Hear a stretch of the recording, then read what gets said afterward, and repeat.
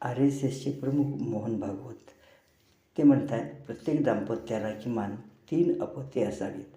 अर्थात हा सल्ला त्यांनी हिंदूंना दिलेला आहे, कारण ते स्वतःला हिंदूंचे प्रमुख म्हणतात. आता त्यांचा सल्ला ऐकून पुढं काय होतं आहे हे ह्या हिंदूंनी त्यांचा सल्ला ऐकलेला आहे. आता हा एवढा पोरवडा त्याला सांभाळायचं कसं, मोठं कसं करायचं, त्यांनी मार्गदर्शन करावं. हा आहे हिंदूंचा संसार असा ओढ्यावरती रंकाळ्याच्या आत रिकाम्या जागेत सध्या पसरलेला दिसतोय. सल्ला देणे सोपे आहे, पुढं निस्सारणार कोण? अशा तऱ्हेच्या वाड्यात बसून ज्ञान सांगायला काही फार त्रास होत नाही.